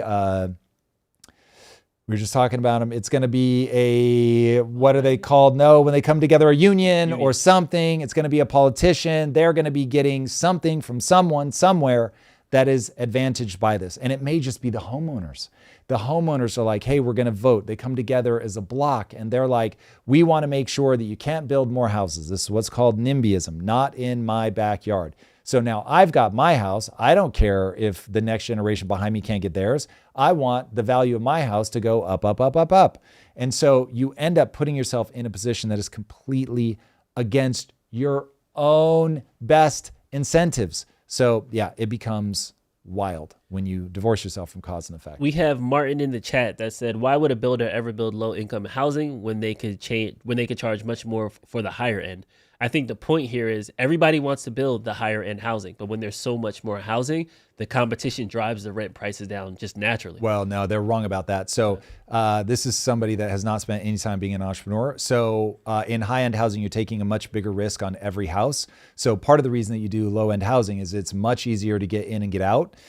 So you can do something that is you're extending far less capital to build that house. And so if you're like, I want to do a volume play, let's say that you really believe, one, also you might have something where they grew up in a position where they didn't have wealth. And so they want to create something beautiful for people. And then you have the lack of capital outlay. So if you're like, I know how to go into these houses, I can turn them fast, I can make something that looks beautiful for the neighborhood, and it just makes me feel good about the people that I'm contributing to, that's how you end up there. But there are going to be more people that are building middle class and building lower income. So yes, for the most part, people will follow the money, but there is a risk and reward ladder that you go up. So that's, again, this is why you want it to be handled by the free market. Everybody pursuing their own best interests ends up coming out in the wash, being more broadly spread out than when the government says, no, you're going to focus on this thing. All right. And our next policy I want to go through, Gavin Newsom tweeted it. So I'm going to start with his tweet first rather than start with the allegations. But here are the facts. It's a $6.2 million contract. It covers 40 million diapers in year one. So this is the free diaper thing. Free diaper program. And it's about 15.5 cents per diaper, not 50 cents as claimed. And the Baby to Baby, which is the NGO that is going to head off of it. It's a nonprofit organization that was chosen through a rigorous competitive procurement process. It's a national nonprofit based in California with strong experience in delivering diapers for families in need. And in the last 15 years, they have distributed over 300 million diapers to families in need across the country. So I'm going to take Gavin for his word and just let all the spin go. Yep. Looking at this program, the promise is 400 free diapers for all newborns in California, $6.2 million contract. This is something that I heard you say in the past. You know, if government wants to do anything, they can do anything they want. They just have to balance the budget and get to it. Yeah, I'll say that ever so slightly differently, which is if people want the government to do something like this, then the people should vote for it. And as long as the government has balanced their budget, I despise there being a sense that we work for the government. Okay, the government is a servant, quite literally, to the people, just as a PSA. Yeah. But yes. And then this was kind of the lay of the land, how we're laying it out. There's something to Steve Hilton, who's running for governor of California. And his whole pitch is, why don't we just do it direct to the consumer themselves? So again, he's using the old figures at that 50 cents per diaper, but this is his pitch. All right, so Gavin Newsom is taking $20 billion of your money to send 100,000 babies 400 diapers. That works out at 50 cents per diaper. We just came into Target to check out what you could buy it for in the store. Here you go, just check this one out here. $162, $26. That works out at 16 cents per diaper. Gavin Newsom's diapers are 3 times more expensive. This isn't even Costco. Why is it 3 times more expensive for Gavin Newsom to send diapers to 100,000 babies than just leaving the money in the bank accounts of the parents in the first place? Because it's going to some total bullshit non-profit, which the cronies of his are going to make money, and that is what is wrong with California. Instead of just cutting taxes so you can afford diapers and sending it out in this ridiculous bureaucratic scheme. So there's kind of a running kind of speculation that although on paper this seems like a good idea, this is what's wrong with government. It's a way to funnel money to different avenues, stuff like that.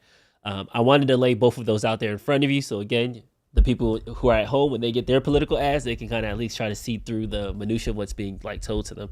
So kind of lay out the pros and cons of those two scenarios. Wouldn't it just been easier to cut taxes and give single working mother or newborn parents more money in their pocket so they can buy as much diapers as they want? Or is it the government stepping in, and if it's as long as it's affordable and a balanced budget, that's the way they should do it? Give us kind of the pros and cons of both arguments. So right now, the reality is that people break into one of two camps. You either think people are too stupid to make their own decisions, and therefore you want the government to do it for them, or you think that people are responsible, can think through their own problems, and therefore you want to put the power in their hands. So whether it's diapers or school vouchers, anybody that says, nope, you don't get to decide for yourself because we don't trust parents to think through this problem well, that is a nanny state person, and they are an enemy of the state as far as I'm concerned. So we have to get on board with the reality that the government is a servant to the people, and that if we decide as the people that we want to help expectant mothers, then great, or mothers with small kids. I love it. I think that making sure that parents have tax incentives, making sure that parents are able to make their own decisions, I fully support all of that. So putting the money in their hands in terms of a tax break, win. Putting the money in their hands in terms of a coupon that they can spend, it's a win. That also allows the private market to go and compete for that by making a better product or a cheaper product that people can then make the decision as to whether or not that's how they want to spend. Like if they just want to get an unending amount of diapers because they go through them faster than the government thinks they should, whatever. Put them in control. And that to me is where all of this breaks. You either think people are too stupid to make their own decisions and the government needs to make it for them, or you're like, hold on. I want to be able to think for myself. People need to be able to think for themselves. And therefore, if we're going to balance the budget and then distribute things like this, fantastic. Let people make the decision for themselves. But that is the breaking line. It doesn't need to be whether we do it or not do it. It is a much more interesting question to say, how do we do it? First, from where I'm sitting, it can only be downstream of an already balanced budget. No new taxes for you. We're already being taxed to an absurd rate in California. And then let the people decide. Put it in their hands. Yes. Push. If you think that if I didn't, because I didn't give you the pros and cons of both sides. So if you want me, by all means, push, criticize. I'm here for it. This is an argument that needs to be had. We want to help the declining birth rates. Isn't this kind of something on the we're trying side? Like, this seems something to me that I was surprised how much pushback it was. Give it, if the number really is 6 million, if it's 50 million, just like the rail thing, and it blows up, I'll take everything back and I'll eat my crow. But on paper, $6 million, 16 cents a diaper, it seems like the right incentive for people to have a baby. Oh, thank you, California, give me 400 diapers. Thank you. I think that there's at least something there that is at least directionally correct. I really hope that I'll distill my argument down. I really hope that you're going to be like, I'm totally on your page. Yeah. So anything that is pro-family, I love. So if we're doing something to help people with kids, as like a high level 30,000 foot, I don't know what you want to do, but am I generally interested? I'm generally interested. Okay. Now, as we drill down, I'm saying, oh, cool. We want to do a program for diapers. You don't need any extra tax money? No, we don't need any extra tax money. Okay, rad. I'm liking this already. How do you want to do it? The government is going to distribute funds to an NGO, and the NGO is going to do it. Fuck you. Hard pass. Absolutely not. The government is going to do it via tax break. Love it. Great. Government is going to send out digital coupons, ideally, so that we don't lose some of the funds to just the paper of it all. Great. Love it. Wonderful, man. If you don't need new tax dollars and you're putting the power in the hands of the parents to make the decision of like what brand they're going to get and what they want to do and where they're going to shop and all. Yeah, fuck, I think it's great. It's the NGO managed administrative. They will bleed the money dry. It will end up, look, NGOs have the world's worst reputation. I didn't realize this until 8 months, 10 months ago. So I get if people still think of NGOs as like this beautiful, oh my God, these nonprofits are really helping. It isn't how it works. This is a part of the overproduction of elites that need somewhere to go. And they end up just milking these NGOs for all they're worth, using them as political statements and not working for the people. Your default assumption about an NGO should not be, oh, they're doing something beautiful for humanity. Your default assumption about an NGO, it won't always be right, but your default assumption about an NGO is this is a political apparatus that is trying to basically fund the apparatus itself to make sure that the problem continues to exist so that they still have a job, versus like, hey, let's have this be the lightest burden from an administrative position as humanly possible, little to no bureaucracy, either tax break or coupon, whatever, distributed directly to the parents and then let them make the decision. I fucking love that. But when you're putting it into an NGO, you are saying, I want this money to bleed out. That's fucking wild. Let me be very clear. I'm not interested in getting the diapers so that there can become a diaper industrial complex that like feeds NGOs. This is not about creating jobs. This is about helping parents. Yeah. And if you're here to help parents and you're here to try to make sure that more people have kids, which is beautiful and wonderful, and I love it, and I want to see more of that. And I did not do my part to have children, and so I want to do my part to help make it easier for other people to have kids. So I love this. However, it has to be direct. Get it direct to the people. Like otherwise you're going to lose some percentage of the money to bureaucracy, and that is a non-starter for me. So your thing is like if they would have done a tax break so every year on your tax return you can take off up to $1,000 in diaper fees. You want to get crazy? Yeah. You have kids. Don't pay tax for the first 18 years. Period. No NGOs. No NGOs and a lot of babies. A lot. I'm going to run out and have a kid. Baby, we got to get you on that IVF stat. So, yeah. Okay. Somebody's in the chat saying like they should have did diaper stamps. And then you could just get like food stamps, diaper stamps. It's better than sending it to an NGO. Where's my rim shot? Padoot Pouts. I tried, guys. Here it is. G got me. All right. Moving on. We have to talk. So all of these policies are bubbling up to this same kind of ecosystem. I wanted to save this conversation till the end after we talk the policy level, because you said it a couple times. It's hovering between empathy and envy, I would say, or jealousy and compassion, resentment and compassion. People in the chat were even talking like, Tom is thinking that we're just jealous, but we can't afford rent. Or Tom is thinking that we're just mad when I can't afford to pay my grocery bill, stuff like that. Yeah. So, well, why we should have talked about it. I love it when people heckle. We can certainly go into it. Yeah. So I'll say something fast on that because I know you're going somewhere else. But the fast statement on that is, I understand why you're mad as hell and you're not going to take it anymore. What I really want people to understand, though, if you're making the decision emotionally, ask what the emotion is. If the emotion is anger, that's exactly what I'm saying. People are coming from a place of anger. They want to see somebody else punished. And if you're coming from that perspective, the odds that you pick a winning strategy are virtually zero. Now, if you're not one of the people that's doing this from a place of resentment, that's amazing. I'm not saying there's never a time where everybody thinks the same way. However, if your argument is that people with left-leaning policies, that in that mix, not that it's each and every one of them, but if you're saying that the left, when pathological, does not go resentful, then you are completely blind to history. So it is a bet that I'm willing to make absolutely blindly that people banging pots and pans for left-leaning policies, you're going to find a lot of resentment in there. I guarantee it.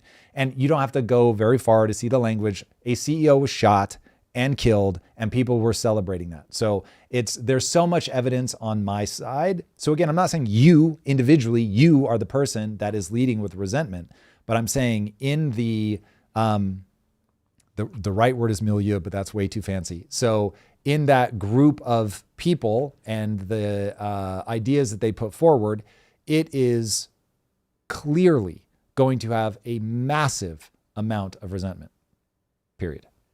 There it is. So now we're going to this Pokimane clip for transparency. This is about a year old, but it just got resurfaced with this new wave of socialist policies and things like that. So I'm just acknowledging that this does say 2025.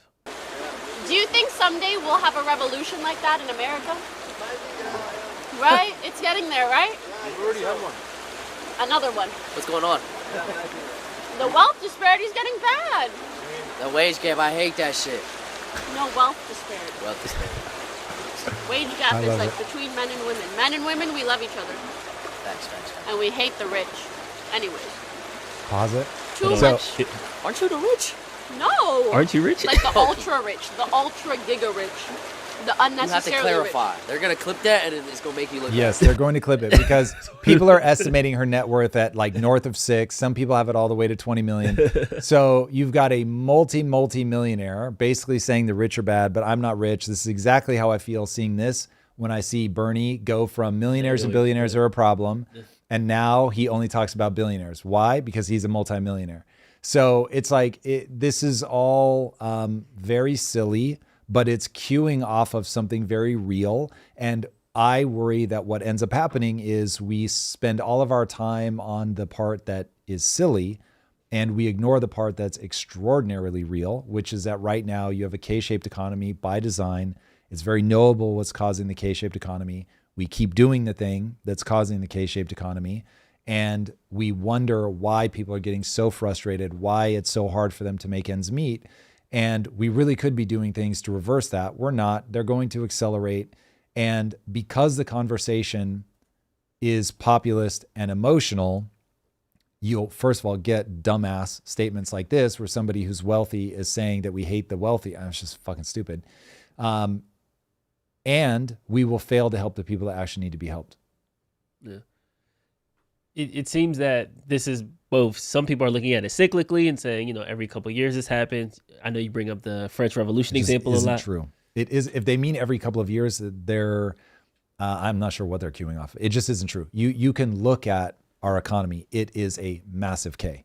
So, and it wasn't a massive K. It began in like 2000, basically, as we started money printing. Although people don't often refer to that, but that really is for me when. The virus escaped the lab and we started doing, I don't know if they were calling it QE back then, but same idea, just massive money printing, buying assets. And then obviously 2008, it just goes ballistic. I was going to say 2000, 2008 to 2020. And then that kind of gets us to the present now. And then just $2 trillion a year in deficits every year and growing. And with it now looking like, I know you talked about this early with Thomas Massey, with it now looking like Trump is increasing the deficit. It was 1.7. It's now 2. If all of his official policies that he wants to roll out, the increased military budget, increased ICE spending, stuff like that goes through, it seems like the deficit is only going to be growing versus shrinking. So correct. How do we get up? Because it seems like a wave is hitting us on this side and the shark is chasing us on that side. Yeah. And it's like, I don't even know where to go anymore in this ocean. Okay, so to keep it tied to the Pokimane thing. So first of all, we've really got to break out of the emotional, this is all a class conversation, and if you're in one class, you're good. If you're in the other class, you're bad. That just isn't true. So there is a noble reason why the people who got rich en masse. Of course, there are going to be exceptions. But that noble reason is right now you're living through economic times where if you buy assets, your asset prices are going to go up steadily over time.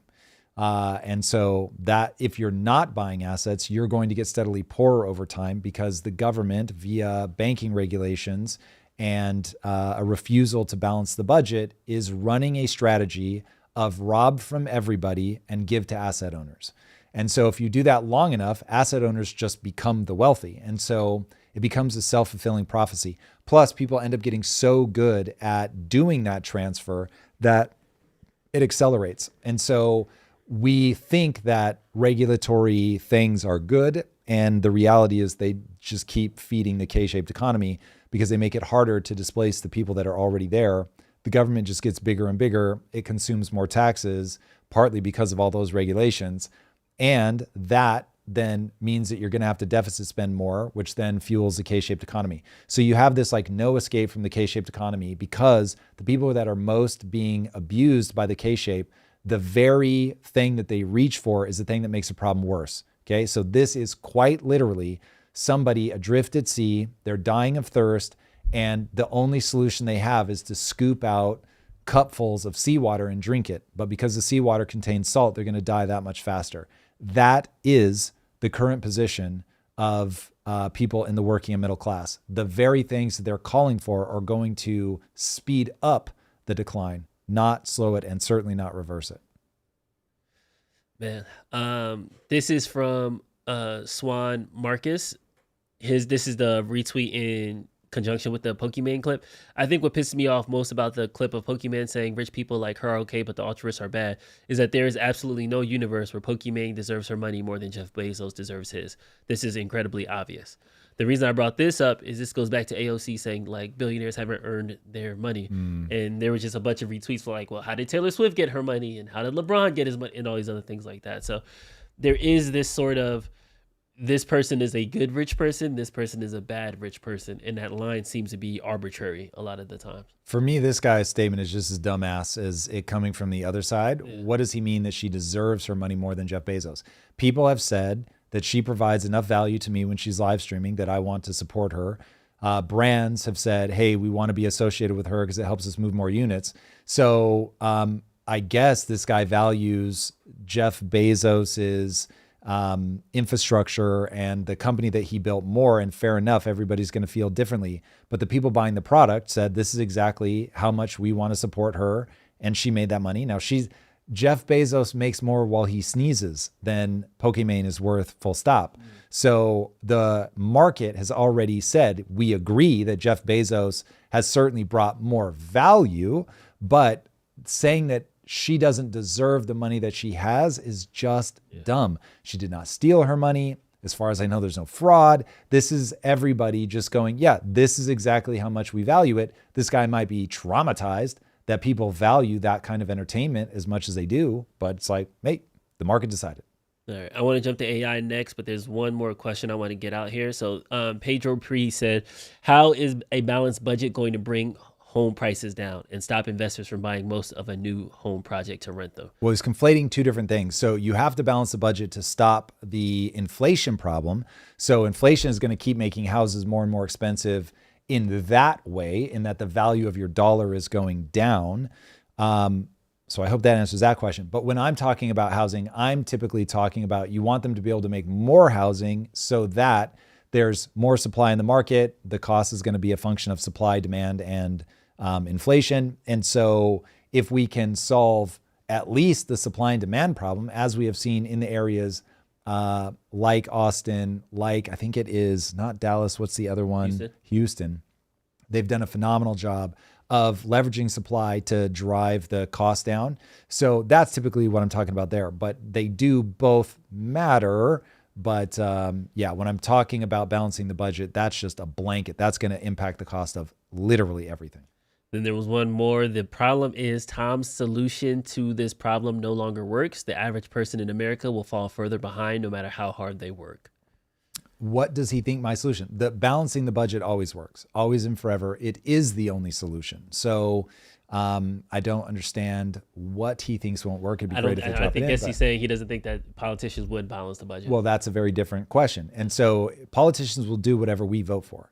And if we continue to act like people in a populist moment and we say, I'm on a team, I just need my team to win, therefore I'm going to vote for whoever slaps the other guy around, and whoever gets me more free stuff, then yes, we're doomed in that we will just keep going down that path unless something miraculous happens, like we get a Margaret Thatcher who comes in and is like, oh no, we are doing austerity, and or AI grows our way out of this. Those are your two options right now. Gotcha. All right. This is from Polymarket. A new analysis reveals that female-dominated corporate roles are more vulnerable to AI automation than male roles. I don't necessarily understand what they mean by this, but I'll let you give us the breakdown of it. Let's go into it. This is becoming rapidly one of the most fascinating areas to think about. Women are bearing the first wave of AI job losses, and I, for one, think a regulatory war is going to be the result. 86% of Americans' most AI vulnerable workers are women. 3 new reports just confirmed the pattern. The January 2026 study from the Brookings Institute and the Center for the Governance of AI identified 6.1 million US workers who face the highest AI exposure and the lowest ability to find new work. 86% are women. Clerical jobs, admin jobs, office support, roles overwhelmingly held by women. Now, to be clear, it's not that these are the only roles held by women, which many people are going to spin this as AI is just going after women. So you can completely ignore anybody who uses this data to say, listen, women don't do useful work. They're just going to get replaced so easily by the economy. That's bullshit. That is not what this data shows. Women obviously do incredibly valuable work in the economy, but the roles that are most exposed to AI happen to be the roles that as a category are dominated by women. So women tend to be abnormally attracted to the things that AI is going to be able to do very quickly. On March 5th, the International Labor Organization confirmed, by the way, that this pattern is global. Female-dominated occupations are nearly twice as likely to be exposed to generative AI as male-dominated ones. So it's 29% versus 16%. At the highest automation risk, the gap widens to 16% versus 3%. Across 88% of the countries that the ILO studied, job categories dominated by women face more exposure than categories dominated by men. Then on April 28th, the National Partnership for Women and Families made this all even harder to ignore. Women make up 47% of the US workforce. They make up 83% of workers in the 15 most AI vulnerable jobs. Given that policies in the West right now are largely driven by the female approach to compassion, however misguided, and a sense of fairness over effectiveness, here's what I think is going to happen next. When a technology produces this kind of statistically obvious outcome that is disparate between the sexes, US regulators are going to lean on a 60-year-old playbook, doing things like Title VII, EEOC enforcement, state AGs that obviously are looking to push this agenda. Class action firms are going to jump in on this. So you're going to get disparate impact lawsuits where, by the way, you don't even have to prove intent. They just require proving that the pattern exists. And the pattern is already very well documented. So I think that we can expect a regulatory battle to begin to unfold. I don't think anybody's going to be confused that I think letting this play out in regulatory is a terrible idea. This is going to be regulatory capture in the extreme. We will try to do something that is top down to hold on to making sure that women continue to make up roughly 50% of the workforce as AI comes in. But that just doesn't make any sense. You want to make sure that the most qualified person is the one that's getting employed. And if for whatever reason, AI overlaps with the things that women have a tendency towards, you can't change that. That doesn't make any sense and start saying, okay, we're just going to make sure that women can keep having those roles. You've got to say, hey, women that want to be in the workforce, here are the things that aren't being disrupted by AI. Go after them if you care about being in the workforce. Period. It seems like we're dunking on women a lot today.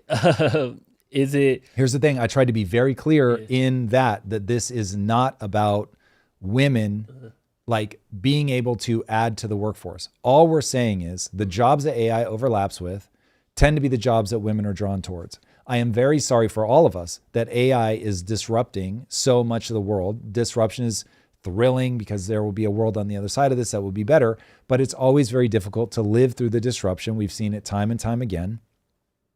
So what I'm saying is you don't go and handicap AI because you will lose to the countries, namely China, that don't handicap AI. And what we should be doing is saying, women, look, these are the things that the world is going to value on the other side of this. So don't be a lamplighter. Don't be a knocker-upper. Like, go and be somebody who's doing the thing that the modern economy is going to want. Make that obvious to people. Give them that opportunity to adjust what they're going to pursue, because you will weaken the country. You'll make things more expensive. It just ends up being a nightmare on a whole host of dimensions if you try to say, no matter what, we're going to make sure that women can have whatever job they want and they're going to be protected. That doesn't make sense. They should have equal opportunity to qualify for the jobs that the world says AI is not ready for this, 100%. But you don't just go, oh yeah, they want those jobs, so we're going to make sure that they can have those jobs. It would be just as absurd if you flip the script and say, this is like, everyone was like, oh my God, this is going to take over trucking. Trucking is largely male. Therefore, we've got to defend the men and make sure that they have these jobs. No, like if it takes over trucking, it takes over trucking. The world is saying this is a better technology. We don't want to live in the past. We want to live in the future. And so, yeah, it's going to disrupt a generation of men who that's what they have optimized their lives for. It just is what it is, man. Like, trying to stop the tide of technology, to me, is absurd. Like, it's never worked in the past. It is not going to work in the future. And if this one happens to be impacting women, I can see that people are going to make that argument that you're making, that this is somehow like targeted at women. That just isn't true. And if we end up having the debate at that level, as if this is something that is specifically being used to hurt women somehow, or the one that I worry about, which is that people are going to be like, haha, I told you women aren't adding value to the workforce, which is patently absurd. And so both of those are false. And the thing that we need to be looking at is, this is where the job market is going. And let's make sure that women can compete meaningfully for those jobs, that there's no hurdles for them just because they are a woman. They either can do the job or they can't. But if they can't do the job or don't want to do the job, there's no holding jobs for them just because they want them. That's absurd. That's that top-down bullshit that creates all the madness that we're seeing. It's interesting, though, because I know that in this grand future, we're going to have UBI, right? Pipe dream, pipe dream, pipe dream. But in the near term, though, that won't solve problems, just for the record. Yeah, and I don't believe it either. In the near term, though, it seems that we're breaking left and right already. Maybe there's a better term. There's a majority of Americans who feel like they can't get on the property ladder, who feel like the economy is leaving them behind, who feel like in order to benefit, they have to go more to the left in their policies, more socialism, more communism. Yep. And that's going to make the world fairer and better for me. We thought that we were going to have to kind of quell that uprising before we had to worry about the AI revolution. It seems like these two things are now happening at the same time, where AI isn't disrupting enough jobs that everybody's massive homeless, and we haven't done this big review. I haven't touched the second one if you want that one. Thank you. But on the flip side, though, it seems that we're still, like, people are already at the stage 1 of this AI revolution, and we're already breaking communism and socialism. What happens when we get to stage 7 of that revolution? You know what I mean? Yeah, so I think that we would have been fine if we weren't dealing with the K-shaped economy. But yeah, having these two things happening at the same time is wildly exacerbating the problem. Yeah. So that's going to shorten our timelines to figure out a solution here, which is bad, because we're getting how much of this is PR around like, hey, we made all these cuts because of AI, but in reality, some percentage of that is just we overhired or the economy's turned or whatever. Yeah. But some of it is certainly AI productivity. I don't think there's any doubt about that. So it'll be interesting to see if we feel the economic uplift from, and when I say that, I do not mean that stocks are becoming more valuable. That is not going to help solve the problem.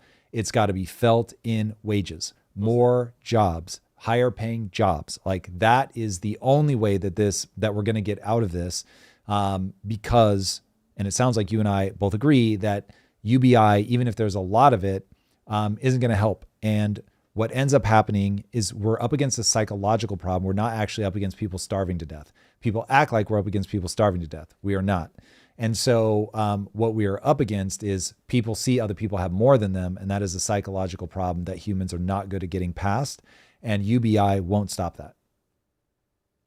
Well said. And then last story. This is very interesting, right? Because we're seeing all these robots and the dexterity increase and people moving around and stuff like that. So now you kind of said it. I forgot the Jetsons house. Rosie. So this would be, Rosie in 2026. This is so crazy, man. I was like, Drew, you and I are really about to get that bot for the show. I'm right here. I'm like, this is going to be wild. Now, I need to get to the point where I'm convinced that's not going to attack us. I've seen far too many Unitree clips where the bot is having a stroke and it's just flailing arms everywhere. So yeah, I still think that we may have more to go, but I love that it threw the Frisbee at them like a dog. It was like, fetch. Yeah, and I also don't understand why it has clothes on. Am I being weird about that? Like, does it need the apron? It probably doesn't need the apron, but it lets you know, don't worry, you don't have to be afraid of this. This is a house helper. They're for you. Yay. So yeah, they're trying to send out all the signals that they can. It's subservient. It's not going to take over. Come on, Nick. And then on the other side of that, we have our first robot fight club, which was it was a pain to watch. Like, this isn't what I want to see. This told me, I'm like, oh, we still got some time, boys. We're good. We got a few months still before the bots are really going to be able to take us out. But there were some kicks that it threw that I was like, oh, snap. Like, that's a good kick. Like, it maintains balance. Yeah, if it does connect, if it can pay attention and can attack in the right straight line. Man, I'm telling you, you've got, what do you have here? 2 years until these bots are just beating the life out of each other. Yeah. Battle bots. That's cool. That's wild, man. I don't know. This is really going to be a thing because battle bots already exist, right? They're just not in the humanoid form. Yeah. And so seeing them now come in actual humanoid form and seeing everybody form the like little circle around them as they fight, there just really is something to us. We want to see this kind of thing. Now, I don't think this, just like Magnus Carlsen can be demolished in chess by his phone, we still want to see him compete against other humans. Yeah. I don't think human fighting goes anywhere. But robot leagues really will become a thing. It's pretty interesting. And then obviously warfare becomes far more terrifying when these guys are like roaming the battlefield. On the front line. Yikes. Yeah. Wow. All right, we got some more super chats. Yes, we do. First up, Stephen Funderburk, 8909, didn't say anything but gave $20. Thank you. Well, thank you, Stephen. That's very generous. And then $100 from Big Daddy Forsyth. Hey, let's go, Big Daddy. Oh, Big Daddy's in the house. Yeah. Shout out to Big Daddy. No joke. I love that if his avatar can be believed, he's in the silver years, but he's calling himself Big Daddy. I got respect for that. I like it. And he's a Texan. I respect that. You got a sugar baby somewhere around. We see you, Big Daddy. I see it. I just want to say thank you to Team IT. We need to have a place to exchange ideas, especially with those we may disagree with. This chat and channel allows this type of exchange, which I am grateful for. No, man, I appreciate that. And when it comes with a $100 price tag, I know that you really mean it. That is very important to me, that we become that and that we keep pushing out to a broader and broader audience, so that I think we're doing something quite different than what most people are. So thank you, man. Love that you appreciate it. Lowell420 says, from your perspective, what predicts whether someone is in the 2%? IQ or Big Five personality traits? I would say the only honest answer to that is I look at it from my experience with them. It's definitely going to be partly IQ for sure, but it really is like, how trapped by their frame of reference are they? And I just watch to see if they can onboard new information, if they can onboard information and then do something about it, and they've got the discipline to see something through. If they take the rough approach in their life, that my life is a reflection of my choices. And so, yes, bad things befall me, that I did not do anything to deserve, quote unquote, that, but I'm not going to get hung up on deserve. This thing did happen. Now I've got to deal with it. Like, those kind of people are going to be just fine. Also, you can't be trapped by other people's opinions of you. That's another place that people get stuck. It really is a de minimis number of people. Adults, kids, totally different story. But adults, man, it's a small number. People will squabble with me over this a lot. And I never know how hard to push because I almost don't want to convince them. It's one of the few ideas where I hope that somebody one day proves me wrong and I just haven't been able to find the right sequence of words. That would be incredible, by the way. Like if somebody was like, no, Tom, you're just not good at it. Holy shit, fantastic. Now I'm going to go study with you. I'm going to learn how to get good at it. I just don't see anybody able to pull some people out. Like it just, yeah. So anyway, may I be wrong? I certainly hope I am. Truth Devon says, trying to get a trainer to master a skill. What metrics do I use to pick a great trainer? Should I pick a trainer that is a practitioner or a theorist or a mix of both? And how do I know he can get the results I want? Yeah, so ideally you want to find somebody that has gotten the results you want. I always talk about this with bodybuilding. Don't take advice from somebody about your physique that doesn't have a physique. It just shows when they have a physique, it shows that they've done it at least once. Now, you want to get a sense whether they did it with drugs or without. Either way is fine, but just know you're not going to get drug results without drugs. So keep that in mind. Same with business. Well, don't learn how to grow a business from somebody who's never grown a business. So all of those things, find the person that's actually done the thing. Now, theory is incredibly useful for somebody that is like in the mix and doing the thing. And you can get theory from somebody else. I'm just going to be far more skeptical of somebody that's giving me theory because I'll say, okay, if this is you, you're not going to be able to give it to me anecdotally. So now you're just accumulating knowledge that you've not tested, which can be fine, especially if they're aggregating the consensus. And so I take it on board as such. Like, okay, this person who's smart and maybe has done a lot of research, they're telling me this is the thing. There's a guy in game marketing. He's never had a successful game, but he's done a ton of audits on companies that have. And so I actually think his advice, though theoretical, is so backed by all of the data research that he's done. I take him very seriously. Now, am I going to take him as seriously as I take somebody in the trenches who did the thing? No. But oftentimes people that are in the trenches, they don't realize like they're one of one thing, that they're quite blind to a lot of other things. So despite the fact that I built multiple successful companies, I've actually learned a ton from helping other companies go because it just broadens my perspective out from, the small handful that I've been involved to literally, intimately, I've worked with more than 100 companies at this point. So, and then as you broaden it out, it goes into the thousands. So you really begin to get a much broader perspective. So keep all that in mind as you parse your way forward. Both are useful, but there is definitely bonus weight to somebody who's done the thing, especially if they've done it multiple times. Kevin DeHouse says, for regular people who feel like the world is changing faster than they can keep up, what is the deeper mindset shift they need to have to make so AI becomes a tool for freedom instead of another force that leaves them behind? It's interesting. I have an allergic reaction when people ask me for mindset, which is so ironic and nobody's more aware of that than I am. I'm going to try to kill that part of my personality. Okay, so the mindset shift that you're looking for is one of utility and cause and effect. So if you're always, and you have to understand desire. So a big part of the problem is people don't often want the thing they're pursuing nearly enough, or they want it, but they don't believe in what I call the only belief that matters. So the only belief that matters is if I put time and energy into getting better, I'll actually get better. So now imagine you have a goal. That goal requires you to get good at something. And you believe, oh, if I put time and energy into getting good at that thing, I'll actually get good. And by the way, I really want it. So now it's like, fuck, I really want this thing. So nobody has to convince me to get up early, stay up late, work on this, practice, grind, focus on skill acquisition, benchmark myself against actual cause and effect progress because I really want to get to that place. And I really believe that through skill acquisition, I can actually get to that place. And so when you've got that sequence, it really doesn't take anything more than that. You have to get emotionally resilient because you're going to fail a lot. You're going to feel stupid. People are going to mock you, make fun of you, whatever. And if you break in the middle of all that, then it's game over. But if you stay emotionally centered, you're focused and able to push forward, and you believe the things that we just talked about, you'll get there. It's just most people cannot get themselves to have that full cocktail. That's it for Super Chats. All right, that's all we got. There we go. Shout out to Kalshi. If you guys want to make your own trades, use code IMPACT to get $10 off. And if you just want to learn about where the world is, it is an extraordinary place to understand sentiment. All right, guys, thank you so much for being here as always, and we will see you on Wednesday. Take care. Peace.